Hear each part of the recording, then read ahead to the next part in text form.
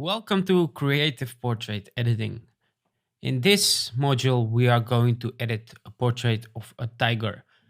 And while doing this, you will learn how to use different kind of tools in Photoshop to make your portrait a bit more creative than a normal photo. So let's start with simply dragging our tiger into Photoshop. You can also go to File, Open if you like, and let's open up the tiger image.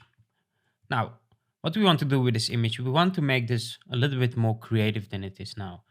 So what I would like to do is, I would like to change the lighting of this whole image. Now, to change the lighting, we can use curves. Curves are one of my favorite tools to change lighting in images. And you can simply add them by going down here, clicking on curves, and this will instantly create a curves layer on top of this. Now, don't forget to press this one. This is always good. So you get used to the process of pressing this button when you want to only edit the image underneath it. Of course, now it doesn't really matter because we only have one layer in this composite, but when you have more layers, it is good to get to know it. All right, so we made this adjustment layer and now we need to change the values here. So first of all, let's drop the highlights here to make this dark, like that. Maybe even darker, something like this. And this is fine. Now let's close this window so it doesn't bother us. And now we need to define where will the lighting be. So if I have lighting here, then we need to make sure the left side is a bit lighter than the right side. So let's first make a light source. Let's go down here and create a new layer.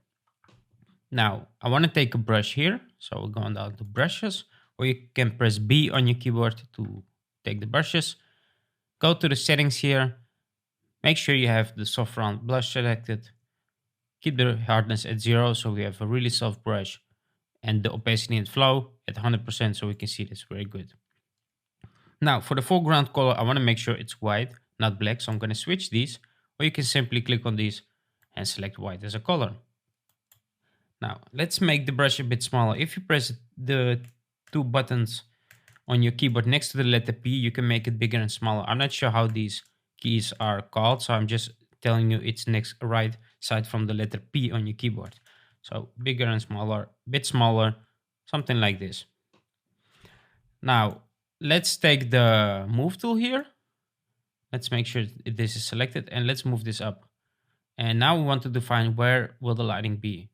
Now let's make sure we have lighting coming from the left side, for instance from here.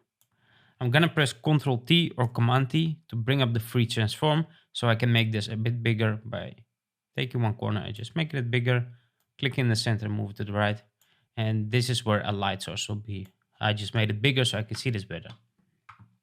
All right, now we need to adjust the curves. So I'm gonna click on the mask here, then again, go to the brushes and make sure you have a black brush selected, and this time we're gonna brush some areas lighter again.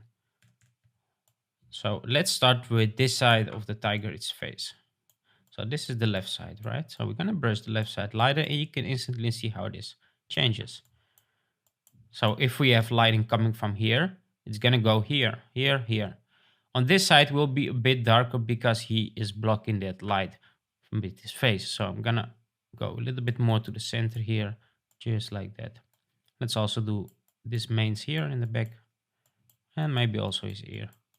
Just one side lighter. You can also do his body here if you want to. A bit on this side, maybe a bit there. Just like that. And if you zoom out, zoom in, you can see that how this looks from different angles, from different areas. So let's do a bit more here. Just a bit of a brushing.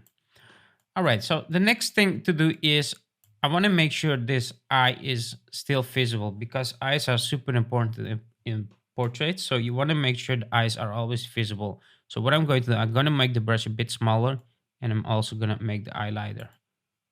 So I'm just brushing the same area again. And you can see this looks a lot better than the dark eye.